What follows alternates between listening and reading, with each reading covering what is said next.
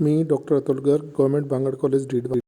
Dear students, today we will start new topic of differential calculus, partial differentiation. Its code is DC4A. And DC means differential calculus, chapter 4th और first lecture, इसलिए A. इसको आप इसी तरह से मैंने coding किया है, तो आप लोग ध्यान रखिए, सारे चैप्टर्स का इसी तरह से कोडिंग होता हुआ आया है और आगे भी ऐसा ही रखेंगे। तो नया टॉपिक शुरू कर रहे हैं, पार्शियल डिफरेंशिएशन, आंशिक अवकलन। आप अवकलन पहले पढ़ के आए हैं। अवकलन में अगर कोई फलन एक ही चर का फलन दिया हुआ हो, जैसे f x is equal to x square plus 2x plus 1, तो इसमें केवल एक ही चर है x, उसका फलन एफ एक्स दिया हुआ है। तो इसका जब अवकलन करेंगे तो वो कहलाता है पूर्ण अवकलन d f by d x, या एफ एक्स को अपन y कह दें तो d y by d x, एक अवकलन जो होगा वो पूर्ण अवकलन कहलाएगा। लेकिन अगर फलन एक से ज़्यादा चरों का दिया हुआ हो, जैसे y बराबर, या मान लीजिए मैं ले लेता हूँ z बराबर सम फलन of x and y, z is a function of f x y, x y दो चरों का एक फलन है z, तो फिर अपन z का अवकलन या तो x के सापेक्ष भी कर सकते हैं या y के सापेक्ष भी कर सकते हैं। तो इसको पूर्ण नहीं किया जा सकता, ये आंशिक रूप से ही अवकलित कहलाएगा। तो एक तो d नहीं लिखेंगे, इसमें डेल लिखेंगे, तो del z by del x भी निकाल सकते हैं, z का अवकलन x के सापेक्ष भी निकाल सकते हैं, तो वो तो कहलाएगा del z by del x. और z का अवकलन अपन y के सापेक्ष भी निकाल सकते हैं, तो वो कहलाएगा del z by del y। तो यहाँ पर x और y तो दो चरों में जो फलन दिया गया था उसको अपन ने z से रिप्रेजेंट किया है।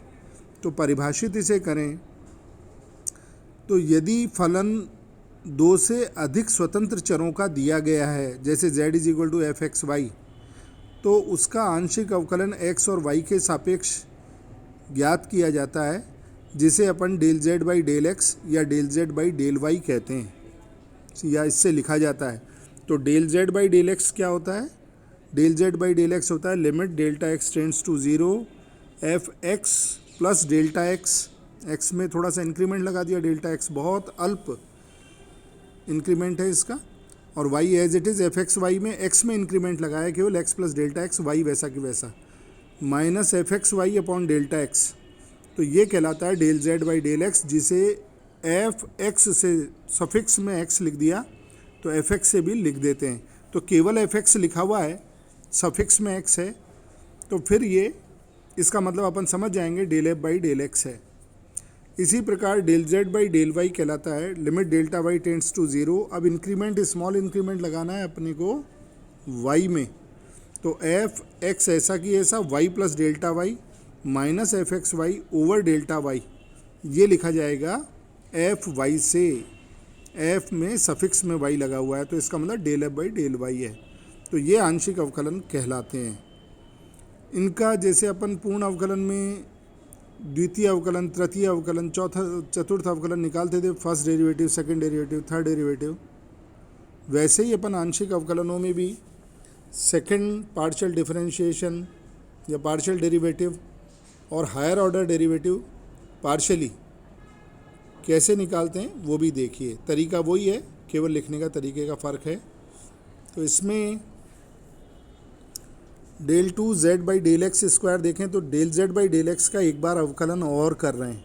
तो del z by del x ऊपर निकाला है, जिसे अपन ने स्मॉल एफ एक्स से लिखा था।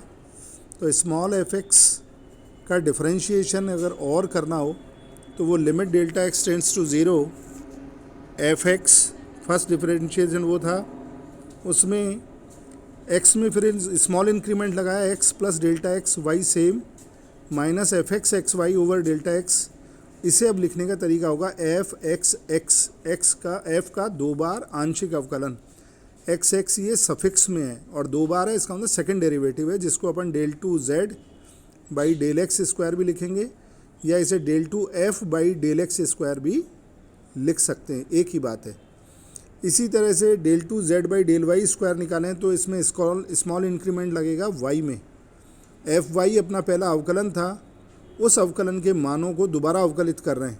तो limit delta y tends to 0 f y x y plus delta y minus f y x y over delta y.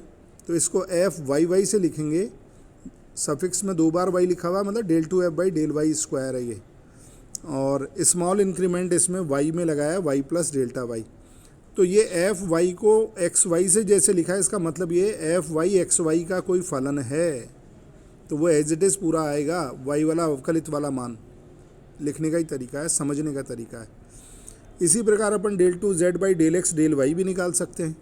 तो del two z by del x को एक बार वाई के सापेक्ष अवकलित और करें तो ये del two z by del x del y कहलाएगा।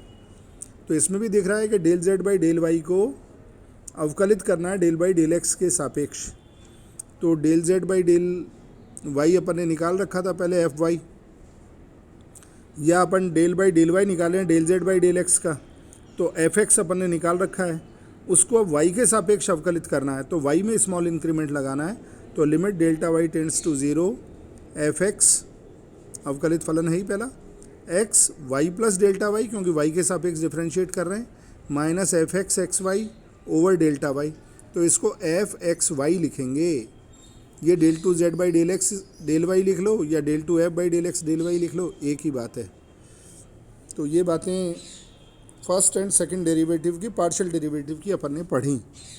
और इसमें अगर ये फलन एफ एक्स वाई कंटिन्यूअस है, z is equal to f x y जो फलन है ये सतत है, तो फिर ये क्रम विनिमय होगा स्वतंत्र चरों के सापेक्ष। मतलब del two f by del x del y लिखें या निकालें, वो बराबर होगा del two f by del y del x के। तो पहले del by del x del f by del y का अवकलन करें एक्स के सापेक्ष, या del f by del x का अवकलन करें वाई के सापेक्ष। अगर ये एक्स वाई स्वतंत्र चर जो थे, ये फलन अपना सतत है, तो फिर ये क्रम विनिमय भी होता है, कोई फ़र्क नहीं पड़ता किसको किसके सापेक्ष अपन अवकलित कर रहे हैं।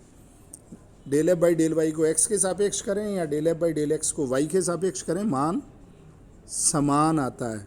तो ये मूल रूप से बेसिक कॉन्सेप्ट थे पार्शियल डेरिवेटिव के, जिसमें दो या दो से अधिक चरों का, जैसे एक मान लीजिए चर ले लूँ मैं, टी बराबर सम फलन of function of x y and z, तो t is equal to f x y z ले लिया। तो इसमें अपन del t by del x भी निकाल सकते हैं, del t by del y भी निकाल सकते हैं, और del t by del z भी निकाल सकते हैं। इसमें एक्स वाई जेड तो स्वतंत्र चर हैं जो मान धारण करने के लिए स्वतंत्र हैं। इनका मान जैसे जैसे बदलते जाएंगे वैसे वैसे टी आता जाएगा, तो टी परतंत्र चर कहलाता है। तो del z by del x या del t by del x अपन ने लिखा है, इसका मतलब टी तो है परतंत्र चर, और स्वतंत्र चर के सापेक्ष हमेशा फलन अवकलित होता है। तो del t by del x का मतलब भी अपन वैसे सीधा भी जान सकते हैं कि एक्स स्वतंत्र है और टी परतंत्र है। जैसे d y by d x आपने अब तक पढ़ा है पूर्ण अवकलन, इसमें वाई परतंत्र था, एक्स स्वतंत्र ही था, क्योंकि वाई बराबर एफ एक्स फलन लिखते थे अपन। तो एक्स के मान जैसे जैसे रखते जाएंगे वाई आता जाएगा। जैसे मान लीजिए एक फलन दे दिया वाई बराबर एक्स स्क्वायर प्लस 2, तो एक्स बराबर 1 रखा, तो 1 प्लस 2 वाई का मान 3 बन गया। तो वाई निर्भर करता है एक्स पर, जैसे जैसे एक्स मान धारण करता चला जाएगा वाई आता चला जाएगा। तो वाई परतंत्र है, एक्स स्वतंत्र है। तो अपन d y by d x निकाल रहे हैं, तो वाई परतंत्र चर का अवकलन एक्स के सापेक्ष स्वतंत्र चर के सापेक्ष निकालते हैं। ये आप मेरे ख्याल में पढ़ के आए हो अच्छी तरह से, फिर भी मैंने इसलिए दोहराया है क्योंकि आप आंशिक अवकलन पढ़ रहे हैं, तो ये सारी बातें बहुत अच्छी तरह से क्लियर होनी चाहिए, बेसिक कॉन्सेप्ट क्लियर होने चाहिए, नहीं तो फिर थोड़ी प्रॉब्लम ही रहती है कौन सा स्वतंत्र है कौन सा परतंत्र है, किसका किसके सापेक्ष अवकलन करें, ये सब बातें फिर परेशान करती हैं। इसलिए बातें छोटी हैं लेकिन ध्यान रखने की हैं। इसको जो अपन ने ऊपर पढ़ा है कॉन्सेप्ट पार्शियल डेरिवेटिव का, इसको अपन एक क्वेश्चन के माध्यम से और समझें तो आसानी से चीज़ें क्लियर हो जाएंगी। जैसे एक क्वेश्चन लेते हैं, if u is equal to log x cube plus y cube plus z cube minus 3xy z, then prove that del u by del x plus del u by del y plus del u by del z is equal to 3/x plus y plus z आएगा। और एक और prove करना है दूसरा result, del by del x del by del y del by del z का whole square over u into u is equal to -9/x plus y plus z का whole square, ये भी निकालना है। तो दोनों क्वेश्चंस को अपन करते हैं। दूसरा दिखने में थोड़ा टिपिकल लग रहा है कि ये del two u by del x square होता और del two u by del y square होता और del two u by del z square होता, तो ठीक तरह से अपन कर लेते। इसको भी देखते हैं, तो इसको ध्यान से देखते हैं, क्योंकि आगे भी एग्ज़ाम में भी इस तरह की कोई चीज़ आ जाए तो आप कर लें। तो सबसे पहले तो u अपने को एक फंक्शन दे रखा है log x cube plus y cube plus z cube minus 3xyz, number first डाल दिया, इक्वेशन नंबर फर्स्ट। तो इस u का अवकलन अपन x के सापेक्ष, y के सापेक्ष और z के सापेक्ष आंशिक ज्ञात कर सकते हैं। तो सबसे पहले del u by del x निकालें, x के सापेक्ष u का आंशिक अवकलन। तो log के कारण तो ये राशि पूरी की पूरी डिनोमिनेटर में चली गई, 1/x³ plus y cube plus z cube minus 3xyz। अब जो ब्रैकेट में है उसका अवकलन x के सापेक्ष करें तो x³ का तो 3x² हो गया, y³ का अवकलन y x के सापेक्ष अचर मानते हैं हमेशा, तो ये तो 0 हो गया। z भी x के सापेक्ष अचर मानते हैं, तो ये भी 0 हो गया। और 3xyz का x के सापेक्ष हो गया 3yz विद माइनस साइन, तो ये आ गया del u by del x, number 2 डाल दिया इसे। अब इसी प्रकार अपन u का अवकलन y के और z के सापेक्ष निकालेंगे। तो y के सापेक्ष अवकलित कर रहे हैं तो x z अचर है। अब तो पहले तो log का किया तो 1/x³ plus y cube plus z cube minus 3xyz आ गया।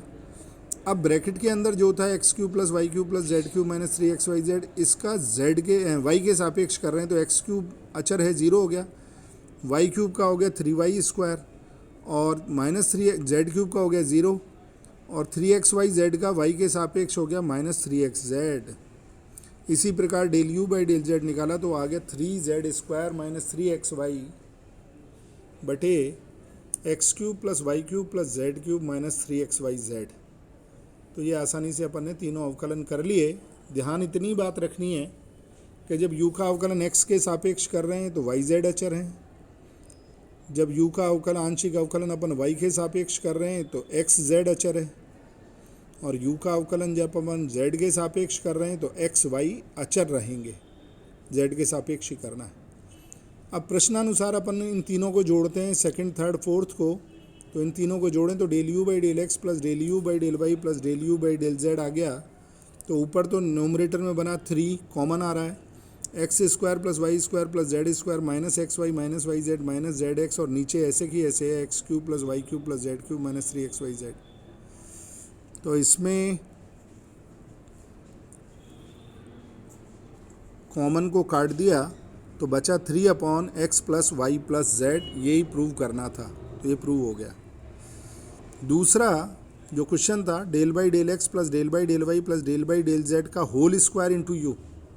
तो इसको समझने की बात थी कि ये ब्रैकेट 2 बार लिखना है और u आगे लगाना है, ये u। तो डेल स्क्वायर का मतलब होगा del by del x plus del by del y plus del by del z into u अपन ने अंदर लिख दिया है इसमें, यहाँ आगे इसमें u लगा हुआ है, दिख नहीं रहा है इसमें, इसलिए मैंने थोड़ा नीचे लिख दिया है। चलिए, तो यहाँ पर u इसमें दिखाई नहीं दे रहा है, आप कर लें, u लगाना है इसमें आगे। तो इसको लिख दिया del by del x plus del by del y plus del by del z, और ये हो गया del u by del x plus del u by del y plus del u by del Z.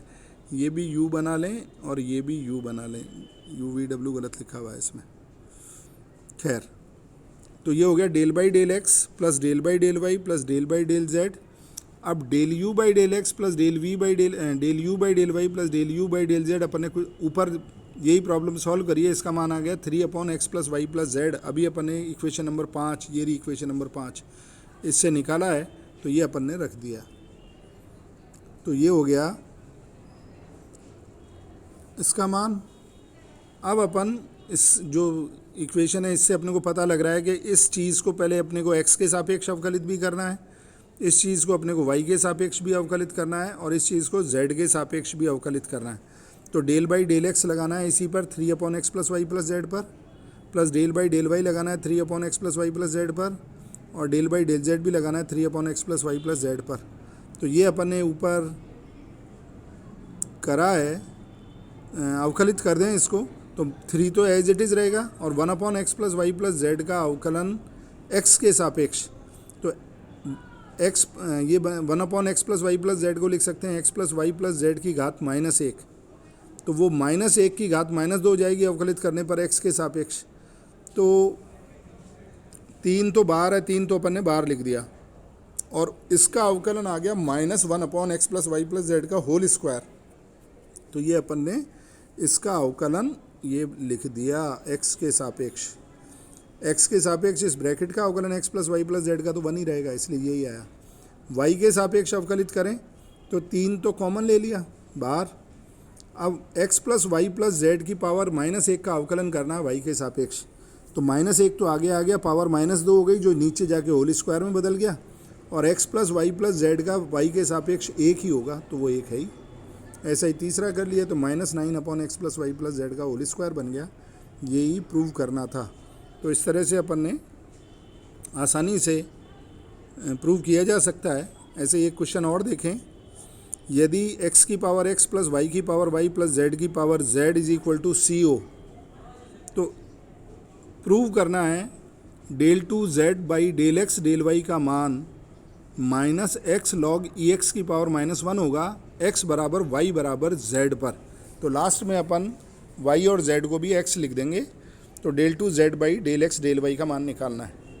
तो दिया गया प्रश्न अपने को है x की पावर x + y की पावर y + z की पावर z बराबर c। ये क्वेश्चन दिया गया है।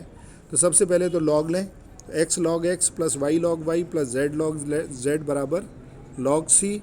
अब चूंकि अपने को del z/del x del y निकालना है, तो z यहाँ पर परतंत्र बनाएं और x y स्वतंत्र बनाएं, तो x y राइट साइड में ले जाएं और z यहीं छोड़ दें। तो z log z बराबर आ गया log c - x log x - y log y। अब डिफ्रेंशिएट कर दें z को y के सापेक्ष। तो z log z का निकालें तो z पहला फलन, दूसरे का अवकलन 1/z plus into del z/del y भी आएगा, y के सापेक्ष अवकलित कर रहे हैं, प्लस log z और z का del z/del y आएगा। तो del z/del y बाहर लिख दिया। तो ये आ गया पहला अवकलन लेफ्ट हैंड साइड का। राइट हैंड साइड में करें तो log c का अवकलन 0, x log x का भी अवकलन 0, y log y का आ जाएगा log y del y/del y plus y into 1/y del y/del y। तो ये आ गया -log y -1। तो माइनस कॉमन ले लिया, तो 1 + log y / 1 + log z, ये del z/del y आया। इसी तरह से del z/del x निकालेंगे तो -1 + log x / 1 + log z आएगा, बिल्कुल इसी तरह से। और del2z/del x del y निकालें, जो अपने को निकालना है प्रश्न के अनुसार। तो del2z/del x del y निकालें तो देखो del z/del y का अवकलन करना है x के सापेक्ष, इसका मतलब यही तो है, del z/del y का अवकलन करना है x के सापेक्ष। तो del z/del y अपन ने ऊपर निकाला हुआ है, del z/del y देखिए ये रहा del z/del y। तो del z/del y की वैल्यू रख दी अपन ने, तो 1 + log y / 1 + log z रख दिया। इसका x के सापेक्ष अवकलन करा, तो x के सापेक्ष आंशिक अवकलन कर रहे हैं, तो 1 + log y तो अचर हो गया, वो तो बाहर ले लिया। अब 1 + log z का अवकलन हो गया -1/1 + log z का होल स्क्वायर, और 1 + log z का हो गया 1/z del z/del x हो गया। और बाहर वाला माइनस जो लगा हुआ है, इससे ये दोनों बन गए प्लस, बाहर तो माइनस काट के प्लस कर दिया गया है बस, क्योंकि बाहर माइनस है तो माइनस माइनस प्लस हो गया। तो ये आ गया 1/z, ये वाला बाहर लिख दिया, 1 + log y ऊपर बना हुआ है, 1 + log z का होल स्क्वायर बन गया, del z/del x आ गया। और del z/del x अपने को मालूम है, अपन ने ऊपर निकाल रखा है इक्वेशन नंबर, इसमें मैं दिखा देता हूँ, ये del z/del x अपन ने निकाल रखा है। del z/del x का मान यहाँ रख दें तो ये आ गया -1/z 1 + log y 1 + log x, minus का था इसलिए माइनस बाहर लगा दिया, और 1 + log z और आएगा तो 1 + log z का होल क्यूब हो गया। अब x बराबर y बराबर z पर निकालना है इसका मान, तो राइट साइड में x y और z सब बराबर बराबर रख दें। तो ये तो हो गया -1/x, ये 1 + log x 1 + log x 1 + log x का होल क्यूब, तो 1 + log x नीचे बच गया। तो इसको और ठीक करके लिख दें, जैसा चाहिए उसको आंसर में वैसा लिख दें। तो -1/x तो पढ़ा ही है, 1 को लिख दिया log e, और ये log x है तो log ex बन गया। तो ये आ गया -x log ex, x log ex की पावर -1, यही प्रूव करना था। तो ये अपन ने प्रूव कर दिया। थोड़ा सा ध्यान रखना है, आप प्रैक्टिस करेंगे तभी हो पाएगा ये। और मैं क्वेश्चन दे रहा हूँ असाइनमेंट, ये आप करिए इसको, नेक्स्ट लेक्चर में इसको डिस्कस करेंगे। If u is equal to 1 minus 2xy plus y square की power minus half, then show that del by del x 1 minus x square del u by del x plus del by del y y square del u by del y is equal to 0 होगा। इसको prove करना है, तो इसको अच्छे से करिए और देखिए आंसर में अगर 0 नहीं आ रहा तो क्यों नहीं आ रहा। नेक्स्ट लेक्चर में इसको डिस्कस करेंगे और आप अपनी गलती देखिएगा, अगर नहीं मिलता है तो कहाँ गलती थी उसको करेक्शन करिए, जिससे आगे सवाल आप सारे ठीक तरह से कर पाएँ। तो इसको करिए, अगले लेक्चर में आगे पढ़ेंगे।